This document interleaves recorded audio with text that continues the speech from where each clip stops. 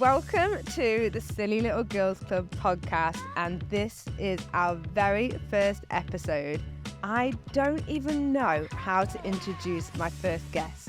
Like, how do you introduce Mel C, as in Sporty Spice, the OG of girl power, all round just incredibly inspiring woman that has championed a girl power movement for over 3 decades. The conversations that we're going to get into are just so inspiring. I've learned so much, and I literally cannot wait for you to listen to this conversation.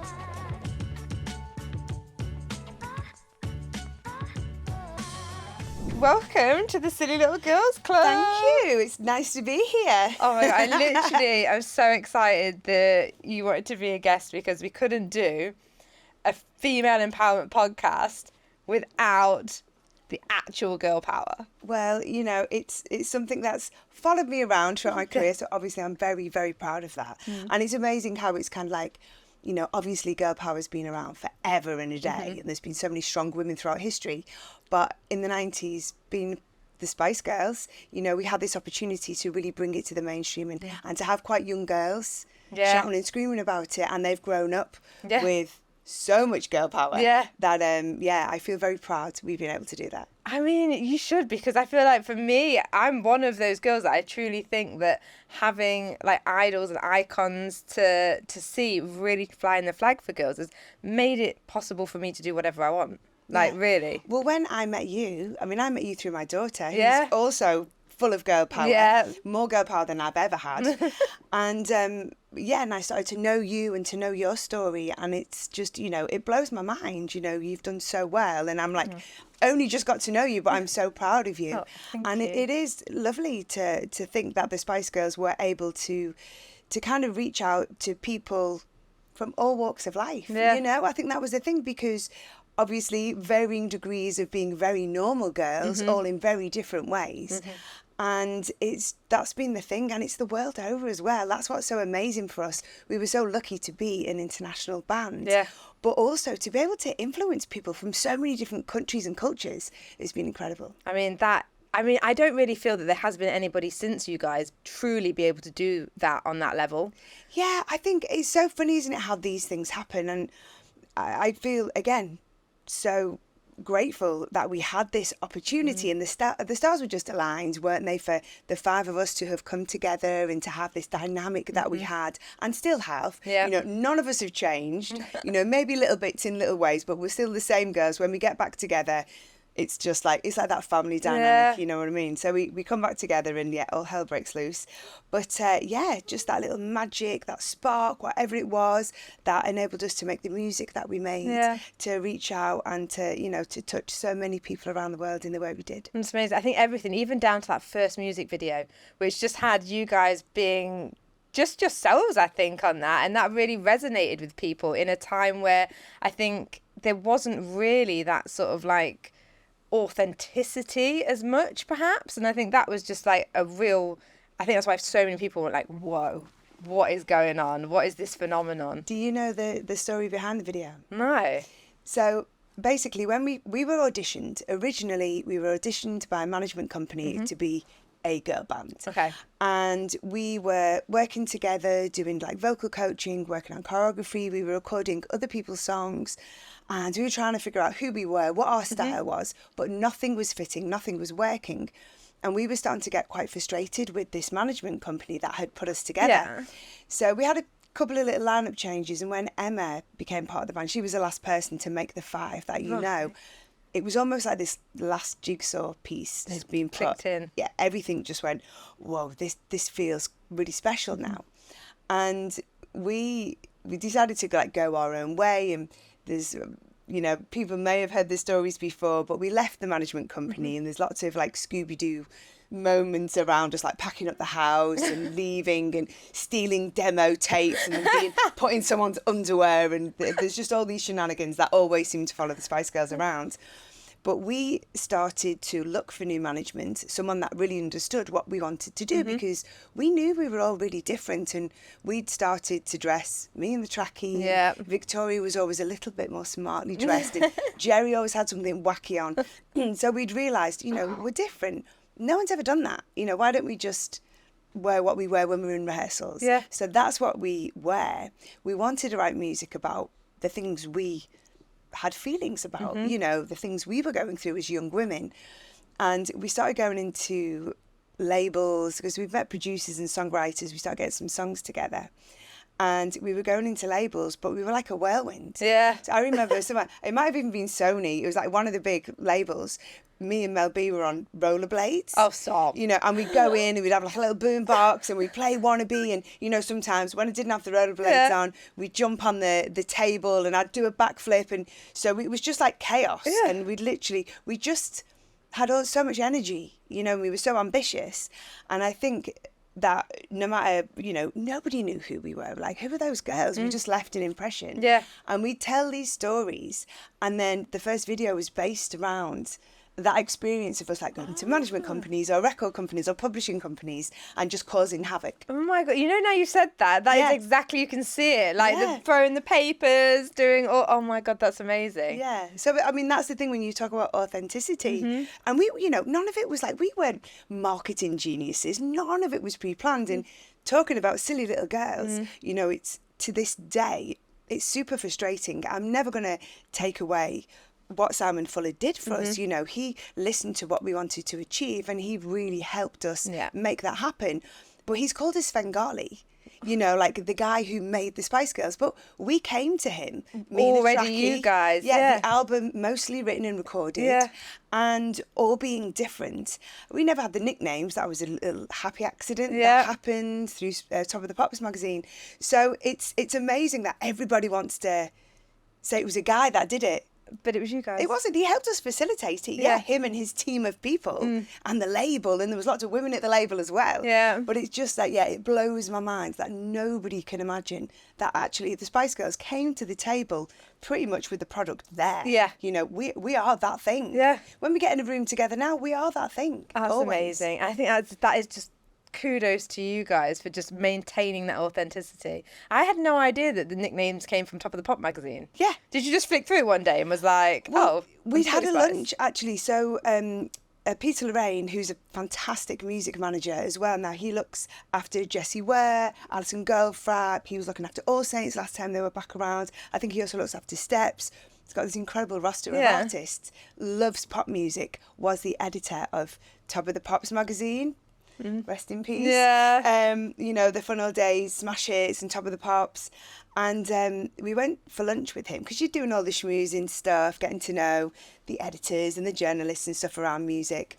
And he was like, oh, you girls need nicknames. And I think on the day, all the names we came up with were way too rude. I can only imagine. So after the experience of just having lunch with us and our crazy behaviour, he'd come up with Sporty and Baby and Scary and Ginger and Posh, like, the ones you know us for. And it was just a tiny little article in one of the front pages of the magazine. Oh my gosh. And it just stuck. Yeah.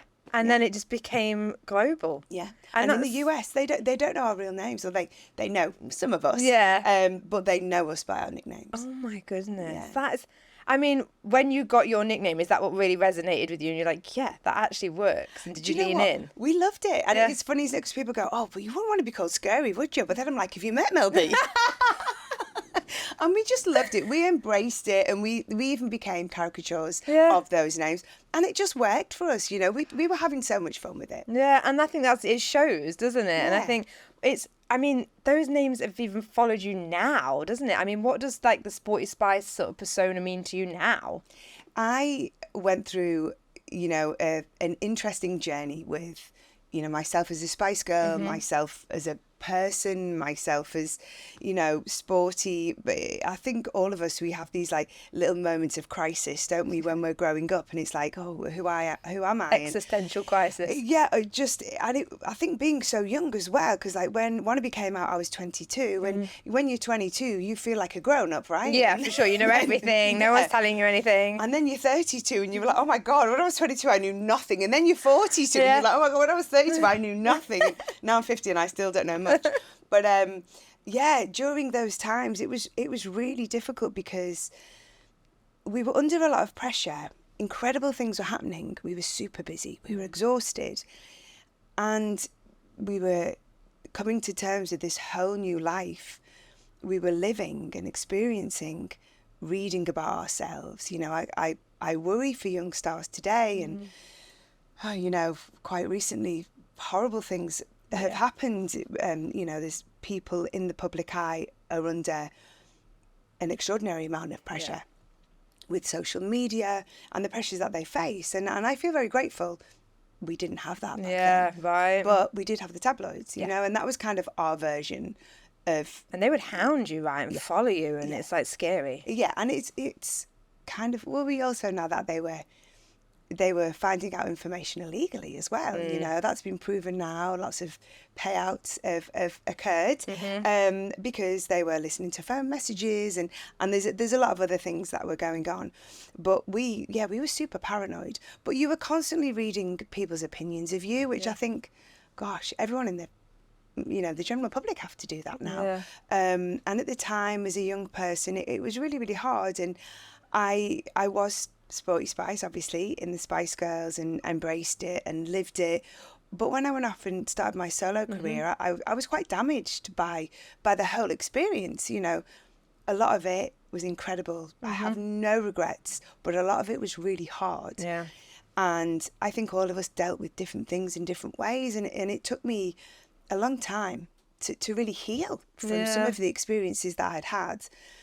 And part of me healing or having that journey was to kind of really distance myself from it too. Yeah. So I just had a few years of not being Sporty Spice and not wearing a tracksuit. And then I went through those whole years of feeling like if I was in a trackie, I looked like a Halloween version of myself. Oh, you felt like you was wearing a costume of you. Yeah. And I came on the tube today. There's certain places where I'm like, can I go on the tube dressed as Sporty Spice? Absolutely. And I did. I know I'm battered in eyelids. It was great. You gotta love London. But yeah, there was a few years I just felt like I needed to like figure out who I was without being Sporty Spice. And I reckon, was it 2019 was probably the time. I think I was getting a little bit more, you know, comfortable with being that person. Yeah. And then in 2019, when we did the stadium shows and we got back together, I fully embraced being Sporty Spice and just felt very proud, not to want to speak about myself in the third person, but be proud of her. Yeah. You know, when we look back at our younger selves, because I think women do this a lot, criticise everything. You know, all the things that, that you weren't good enough. Yeah, you weren't this, you weren't that. And, you know, I had so much, I suppose, like regret and embarrassment over moments. And sometimes things were, you know, it was very hard to, you know, sometimes when you need like to care for yourself, but all you do is beat yourself up. Yeah. And as I've got older and, you know, and had a lot of therapy and now we are so much more open about speaking about mental health and being a lot more positive and taking care of ourselves and each other, that I'm able to go, gosh, I'm so sorry to my younger self for putting myself through that. And now I just, you kind of want to nurture your younger self, don't you? And I'm really, really proud of her, not only for the amazing things I was able to achieve, but for the really difficult things I was able to overcome. Yeah, I mean, that is incredible. I think, like, thinking about what people are facing today, like young artists and stuff, I think I was listening to Lily Allen's podcast actually on this, and she was talking about how when artists are signed to a label, you're not employees of that label, you're freelance. So you don't have like employment rights or things like, they don't really have a duty of care to artists. And when she was saying that on her podcast, I was like, I had no idea. And actually as a business owner, like the duty of care that I feel to my team, and they're not exposed to anything like what artists are and things. And I'm just like, how has nobody sort of put that together and sort of started to make those changes? But what's incredible is, you know, the longevity, because the thing is, when you're an artist, you very much feel like a product. When you're successful, if you're lucky enough to be successful, you are making a lot of people a lot of money. And don't get me wrong, I have been fortunate enough, you know, with the work I've been able to do with the Spice Girls as a solo artist. I've made more money than I ever thought I would, you know, as a kid, from the background that I come from. But there are lots of other people making a lot more money. Yeah. And you would think that the longevity of preserving this product would be the most important thing. But I think we live in a society where everything, and it seems to become more and more disposable. It's like, well, who's the next big thing, you know? And so people are kind of just discarded. And and it blows my mind because, you know, I've never really worked in like a traditional work environment, and you know, and I believe there's legalities, isn't there, around duty of care? Huge. And I just think it's a moral thing. Yeah, it is moral. Whether you are a label, a management company, you know, you are a lot of the time taking children and putting them into a very dangerous world. And I think a lot of young people who want to be famous are very vulnerable people. You know, I think I've said in the past, potentially the people who want to be celebrities are probably the least equipped, the least well equipped to deal with it. Yeah. You know? Gosh, that's a really interesting way to think about it, isn't it? And I just think, I feel for like that disposable culture, it does seem to be getting more and more. And like, you know, you've got an amazing career, and it's like you do so many amazing things, and you're still making music, and it's just it's incredible. And I think that's because you've put that work in and that time to yourself to overcome all of that. And you think back to people that, you know, like artists now, are they going to be able to have that longevity and stuff? Yeah, you know, I am so obviously so grateful for everything that happened with the Spice Girls, because it did, you know, don't get me wrong, I've had like peaks and troughs in my career. There's been some really tough moments when I've questioned, you know, do I want to carry on? Can I carry on? But I think having that base from the beginning, it's always given me just enough to fall back on. You know, financially I've always been able to support myself. You know, life and lifestyle has looked different, but as I've kind of worked things out and gained my confidence and just been very sure in what I wanted to do, and kind of used, you know, like all of those like cheesy old sayings, like, you know, like taking the shit, you know, using it as manure to make beautiful things grow, right? So like I think that's a wonderful thing about being a creative, is that you can, you know, when you're writing music, you know, sometimes you're grateful for the tough times because it gives you something to write about. And that's the thing that people identify with. You know, that's the thing I think as a solo artist, of course with the Spice Girls, but then again as a solo artist, when I've been very open and honest about my own feelings, that's when it's really struck a chord with people, and it resonates, and that's a beautiful thing to be able to do, because for me I've always found solace in music, from being a kid in my teenage bedroom, you know, the first broken hearts, all of those moments, and then being the person who's done that for other people. That's what's become really clear to me from getting to know you, is how much you love music. And I feel like that is like so like it just fueling that career even more to go and see where else you can take it. Yeah, absolutely. And you know, I want to stay interested, because you know well that I started DJing about 5 or 6 years ago. And it's so funny because you know, this is like another area of my life. So I think when I was a student, I was like kind of like between the ages of like 17 and 20, and I was a raver. I used to go out raving, and then I used to look back on that time and think, oh my God, it's, you know, such a misspent youth.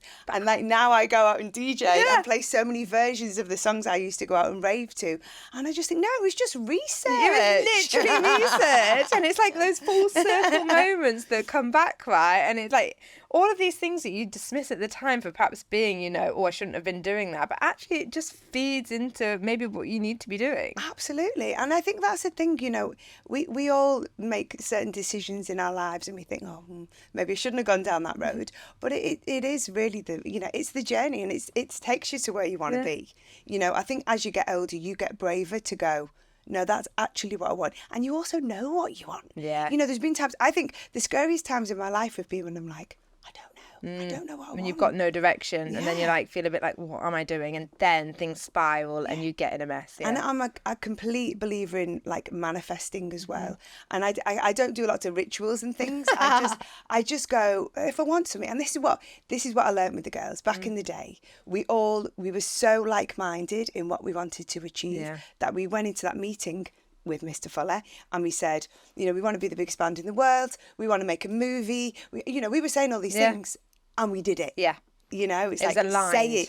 Say it, put it out into existence, right? My God, I feel like that is such sound advice for everybody, and I think that is, again, that brings it back to that mantra of that like female empowerment, like girl power, like movement, and that really is a manifestation. I feel like shouting girl power and really putting it out there has manifested this whole thing for women everywhere to have been like really inspired by that. Yeah, and it's like it's a cultural movement, isn't it? It's like my daughter always goes, "Be humble, mum," and I'm like, "No, I'm just it's fact, girlfriend." But, the thing is, it's incredible, and we're so super proud. But like, why did it take 5 girls to make that happen? Do you know what I mean? And it's, there are so many things I did with the girls I would never have done on my own because I'm not that brave. Yeah. We had each other's backs, and it's like when you're with a group of friends. Oh, anything's possible when you're with a group of friends. Totally. And that's what we had. Yeah. We had this we had power in numbers. That's amazing. I think back to like some really like seminal moments that I remember, which was like really girl power. And I know one of them has had like a little bit of a resurgence maybe on TikTok lately. And I think it was, if I'm right, it's the Brit Awards, I think. Is it 97? 97. And there was one certain Spice Girl calling out Liam Gallagher. Yeah. So in 96 we went to the Brit Awards, but we hadn't released any music at this point. Okay. So the Brit Awards are usually around like February time, and Wannabe didn't come out till July of 96. But when we came back in the new year of 97, we'd kind of conquered the world. Yeah, it went like, didn't it? Yeah, it just went crazy really quickly, and it was this beautiful homecoming. And there'd been reports in the papers that Liam had said, if the Spice Girls are going, I'm not going. So like I was like, but all riled up. So we went up there and I said my piece, and and it was really fun, and it was all a bit tongue in cheek. I'm a massive Oasis fan, and always have been. So it was just a bit of fun, but it's funny how it comes back around. Yeah, it is, and I think like it's one of those moments where you've got like a guy saying, "Oh, I'm not going," if like but basically like those silly little girls exactly. Yeah. And actually that silly little girl the year later is picking up an award and calling you out on it, and I think that is powerful in itself. And I think I remember that because that was the year Jerry wore that dress as well, wasn't it? It was everything was girl power and everything was going. It was the year that Brits was the Spice Girls Brits. I think we got 3 awards. We opened the show. Yeah, it was major. And to finish off the story nicely for you. So when I'd never actually met Liam Gallagher, I'd been at awards things and walked past him, but when I eventually met him, he so I was at a friend's house. I was actually at Natalie Appleton's house, and he just started dating Nicole. Oh, how funny! How funny is these things cross after you've done that, and then he's dating a friend, right? So funny. So then I forget what was going on, but I was over at Nat's, and they came over, and like she was like, come here, look, and he was with Nicole. So like I opened the door to let him in. Oh, nice. And he was like, come on then, Scouse. And he's been lovely to me every meeting ever since. I feel like Scouse and the Mancunians always have that anyway. So there's that like banter, isn't there? A bit of rivalry. Yeah. But what was like, so when you did go up on stage, you're like, come on, have a go. What were the other girls doing? What did they think? We were like, oh God. Well, we always used to have this thing where we always all wanted to speak. Yeah. And there's always so many people to thank. So we go, okay, do you want to? You thank the fans tonight. And you thank our families and everything, and you thank the label to do whatever. And I think I was just so annoyed at Liam. I was like, I know what I'm saying. But again, I don't think I would have had the balls to do that. The girls were on the stage. If the girls weren't there with me, And it's something interesting thinking about that and thinking about speaking to you today, is that I remember, we all have a narrative built around us in the media, being in the public eye. And I was really, I used to find it hard to understand who I was because of potentially moments like that. They called me Mm. mouthy. They thought I was a bit aggressive. And I mean, you know me. Yeah. I'm not like that. Not at all. All. And it's just so interesting, isn't it? I wore tracksuits, I was a bit muscular and, a bit gobby, northern. So they built this narrative, narrative. And then they questioned my sexuality as well. And it's like, I mean, I don't know. Would they still do that today? Oh, you'd hope not. I know. You'd really hope not, right? hope not, but I'm not so sure. Yeah, I think the thing is with the tabloids, like when you look back from articles in the 90s and noughties, like the language that they use is disgusting. Oh my God. It's like insane. Slightly off topic, but this sort of thing, I've been rewatching Desperate Housewives.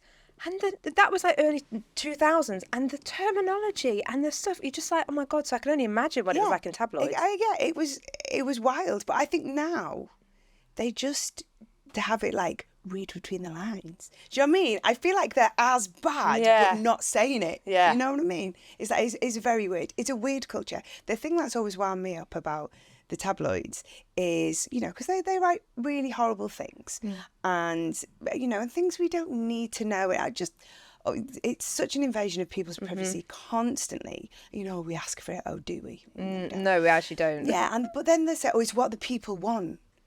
But it's like, has anyone asked the people what they want? No. You know, and we have this thing, don't we? Horrible things happen in the world, but the majority of people you meet on a daily basis are really nice people. Yeah. You know what I mean? Like, they're horrible people out there, but it's such a minority. Yeah. It's like, surely, you know, give us some credit. I know exactly. Yeah. It's just that sort of narrative that's built, and you just think, why does anybody want to badmouth somebody else? But again, I just worry that it's not changing so much, like as quickly as it should, perhaps. Well, something that actually surprised me. So, of course, 90s Spice Girls, uber successful. And I was lucky enough, recently I did a panel with some other girl band members. Yeah. So I was with Shaznay from All Saints, I was with Keisha from Sugar Babes, and Leanne was there from Little Mix, and Nicola Roberts from Girls Aloud. That's a really strong panel. Great, right? Yeah. It was so much fun. And we were all talking about our experiences. We had lots of women from like different areas of the music industry there. And I was really, really shocked at some of the things the girls have been through.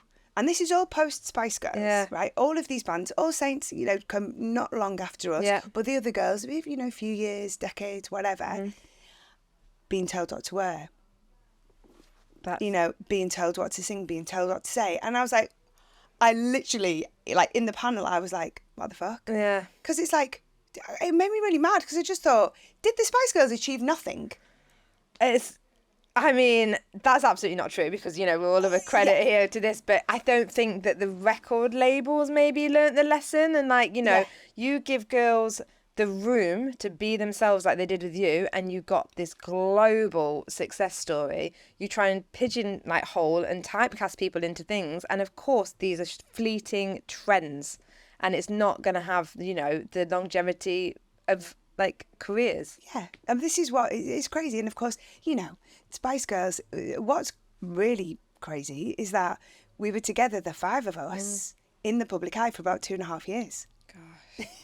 That's actually such a small amount of time, isn't it? Yeah, it's super short. And yet we kind of imploded because the pressure is so great, you know, and we all needed a little bit of time out. Sure. And, you know, we went off, you know, Jerry obviously was the first one to go, and then the four of us did the tour, and then a couple of the girls had babies, and, you know, and what happened. Yeah.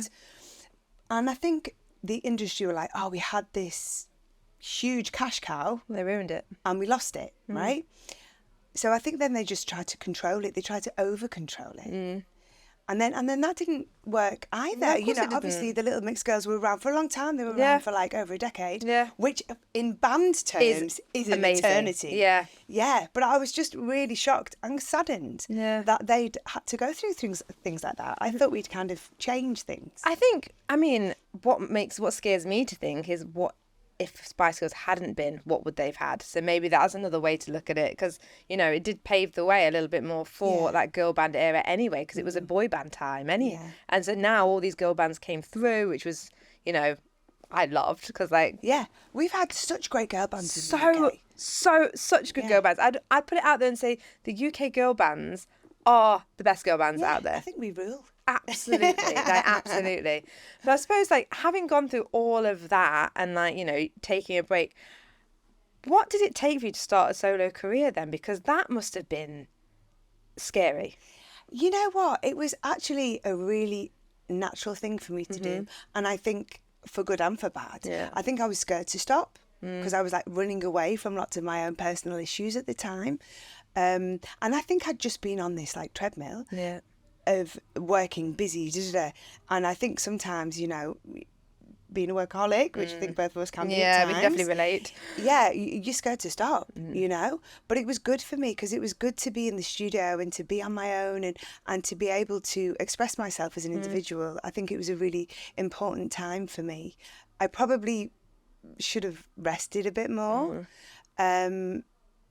But yeah, I mean, I don't have any regrets on that. It was just like a really inspired time for me musically. Yeah, and I think thinking back to like what you're saying about, you know, not having the confidence to do things without the girls behind you, this was probably like a really cathartic thing for you to like find that power to do it yourself. The funny thing is, like with the girls, I think there are a lot of performers that like me because I can be quite shy, you know, like in a social situation.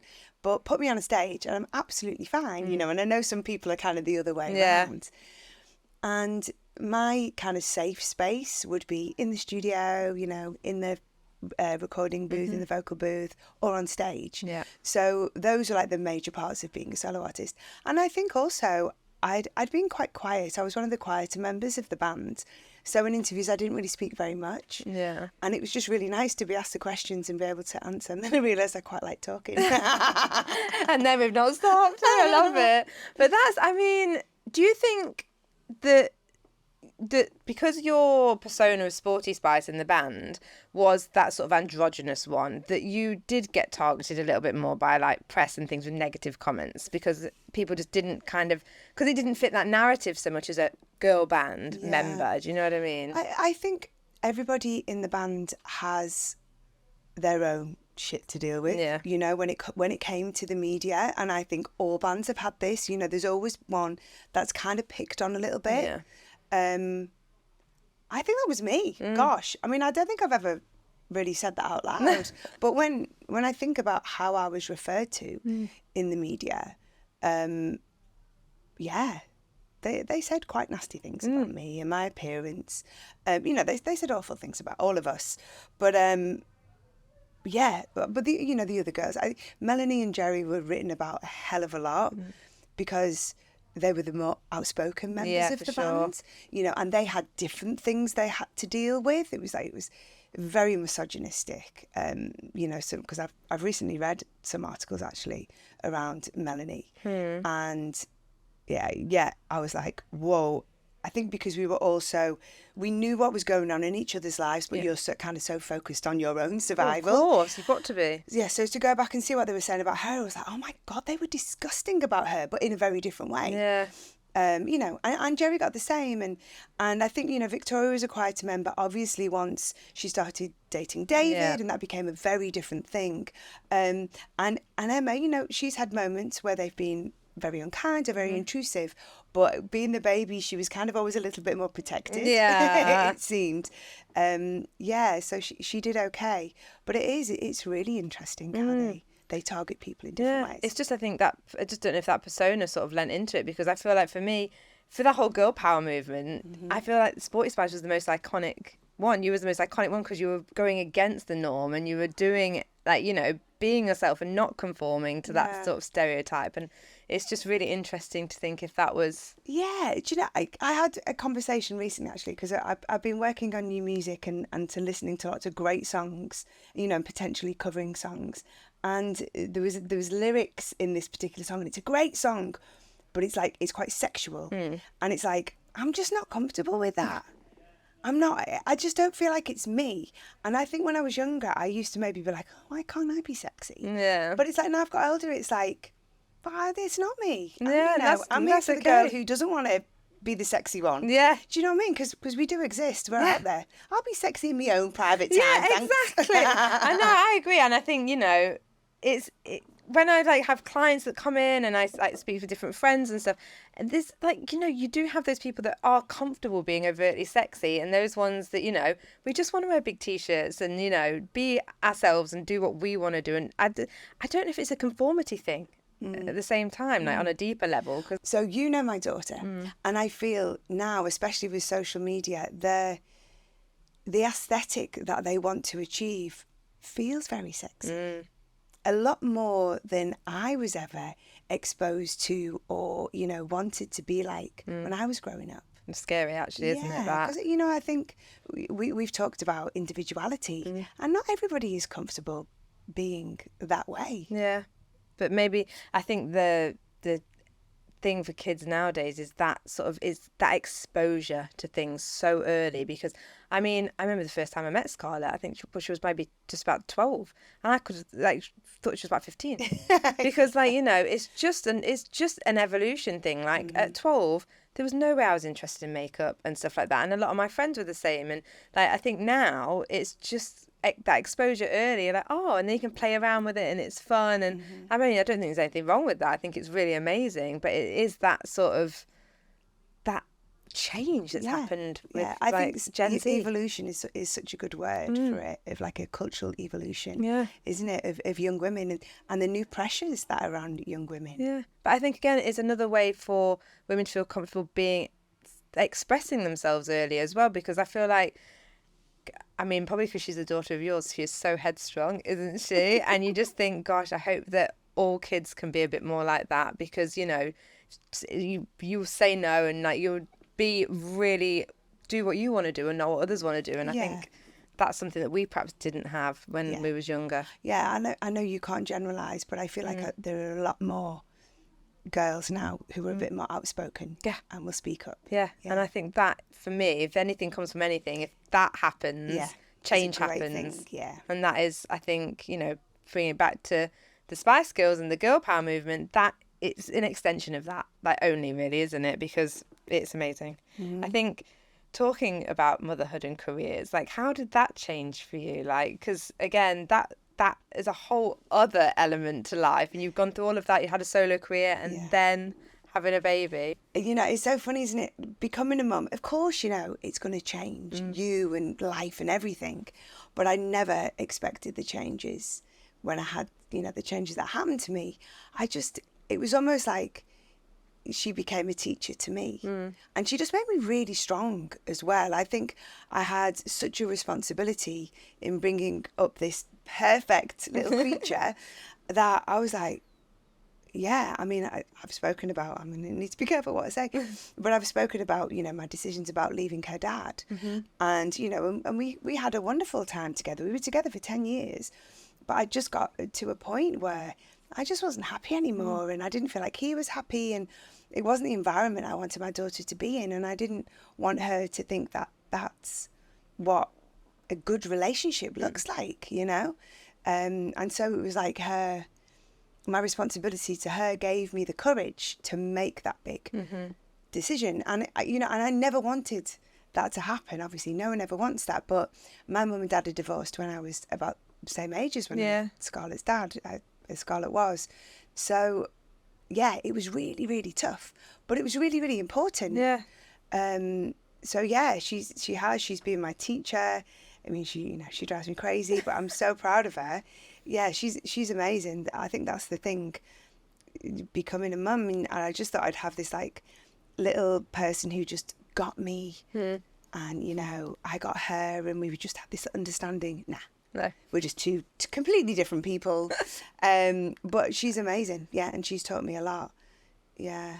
I think it helped you build a lot of resilience and stuff like that as well. Super resilient and less passive. You know, I'm a very passive person. I like to keep my head out of the firing line. You know, I want a quiet life. But like with my daughter, I just won't stand for things anymore. So that's amazing, isn't it? Yeah. I think that's quite a powerful lesson that you probably only learn when you do become a mum almost. But it's that thing, isn't it? Yeah, I think there's things you'll do for your kids that you probably wouldn't do for yourself. Of course not. You just have this, but you know, but it's important. But you know, you're like a lioness once you have that. Well, exactly, and I suppose, you know, you want to show her and teach her all of those lessons, and you know, not maybe make mistakes that you've like. Well, not that you've made any really mistakes, but you know what I'm thinking, like things that you would change. Go through the same things. No, exactly. That, you know, that you've been through, the things that have been tough. And I think another thing which was really empowering for me was kind of being able to let go. You know, I loved being pregnant, and I was lucky. I had a really healthy pregnancy, and you know, a few little issues along the way. There's a lot going on, but I think it was the first time in my adult life that I'd just eating what I wanted. You know, I went to performing arts college, and I, you know, I'd never really had issues with food until I was in the Spice Girls, you know, until I was in the public eye, and all of the pressures and being photographed constantly and all of those things was kind of when things all got a little bit intense for me. Yeah. But I'd always been conscious of weight and, you know, the way you look and eating, and that's like really hard. Once you start down that road, it's really hard. You can't turn back very easily, can you? No, but then when I was pregnant, I was like, you know what? There's something more important now. You know, I've got to nurture this baby, and that was incredible for me. And it also made me respect my body. Yeah. Because I was like, wow, you're making another human. It can do, you know, yeah. Rather than going, oh, I hate this and I hate that about my body. It was like, wow, you're amazing. Yeah. And I think as a woman, that's a really empowering thing. I mean, that sounds empowering, especially if you've been like, you know, really suffering with that for a long time, and then you have this moment and this epiphany where you're like, actually, my body's amazing and it can do all of these things. Yeah. And you know, and I've always been lucky. You know, I've had a few injuries, and you know, I had a knee reconstruction 1 year. I ruptured my ACL, which is a pretty horrible injury, and I've never had a serious injury until that point. And that was another moment where I had a lot more respect for my body, because I'm an able-bodied, healthy person. Yeah.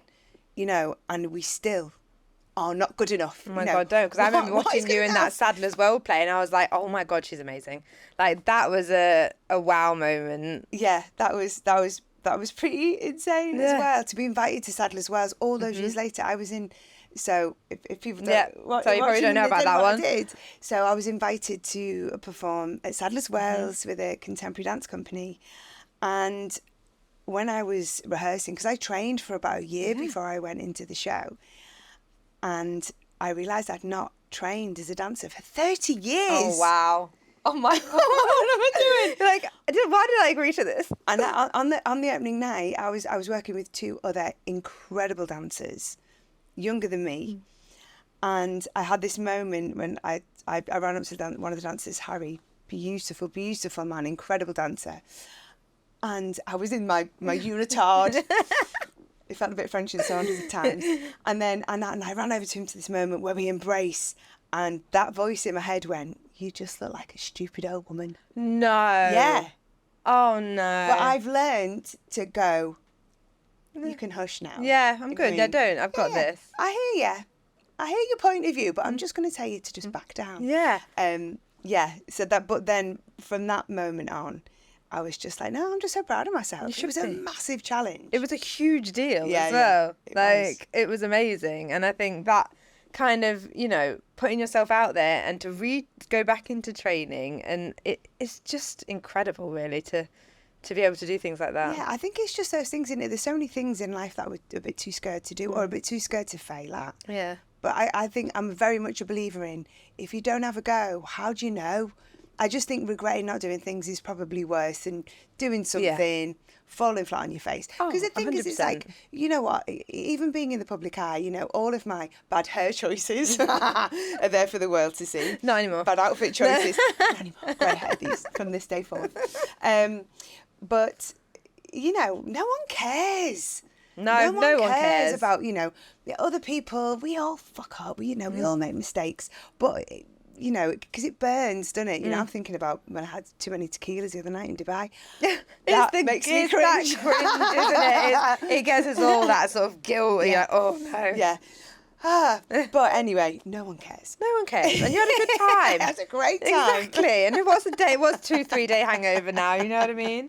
But I think the last things really I'd love to touch on is sort of like, you know, that influence and legacy that you've got and you've built. Like, what is it that you want people to remember that part of your career for? Oh gosh, I mean, I think it's out there. I think it's happening. Like you said, it feels like it's kind of permeated lots of generations. You know, I think it's funny sometimes because I think that it's a golden age to be a Spice Girl, because so many of our core fans from the OG days are in their 30s now. Yeah. You know, and a lot of them have younger kids, and I get like put into little scenarios like, oh, have a picture with this lady, and then they're like, who's she, Mum? you know. I bet that's quite nice in a way. It's lovely, but, you know, they might have a girl power t-shirt on, do you know what I mean? So it's like, and they know who the Spice Girls are. They don't recognise a 50-year-old Spice Girl, but, you know, they know the music and they know the videos and they know about girl power. And I hope that lives on forever. I definitely will. You know, it feels like a part of like language now as well. There's not often a day goes by when there's not some reference, whether it's someone I'm watching TV, someone on the radio, and on social. Campaign. It's like, I think I saw Lily Collins dressed as a Spice Girl for Halloween, yeah, and I'm just she like, was a big fan. Yeah, and you're just like, it really is that powerful. But I guess, what is next? What is next? Yeah. Well, hopefully more of the same. You know, as you've already said, I still love making music, performing. And you're an incredible DJ. DJing, I'm loving. And, you know, and we this is what we all have to manifest, everybody. Is for the Spice Girls reunion. We manifest that every day. You know, every morning, you know, you do your affirmations. It's like Spice Girls reform. I think we should make it a thing. We should, shouldn't maybe, we? Yeah, I think so, because like we need that to happen. Yeah. Like, and, you know, and we discuss lots of things, but we're just waiting for the right moment. With us girls, it's like when the stars align and we get back together. It feels like it's right. It happened in 2019. It's 2024. I think it's time. I think it's time. Like, I think I would die. Like, that would be literally amazing. Well, please don't die. No. We want you to enjoy just it. More for the outfits is what I think of. Yeah. Like, with that, I'm just like, I want to see everyone's outfits. Like, what would that be? Yeah. It'd be amazing. But it's like the energy. Yeah. You know, those shows when we did the stadiums, it was just goosebump moments. Yeah. It was incredible to see all of those people just reliving their youths, you know, maybe discovering us live for the first time, and just the nostalgia, those songs and what they mean to people. Oh my God, it's so true. Well, let's all manifest that, because that would be a dream. But yeah, well, thank you so much. Thank you. I've loved it. Oh my God, me too. I literally, honestly, it's a dream to have you on the podcast, and obviously thanks in advance for coming to the launch party and DJing. While I have you, it would really help me out if you could just hit follow or subscribe, depending on which platform you're getting your podcast from, and I can keep bringing you these amazing conversations with these incredible guests. And I will see you next week on the Silly Little Girls Club.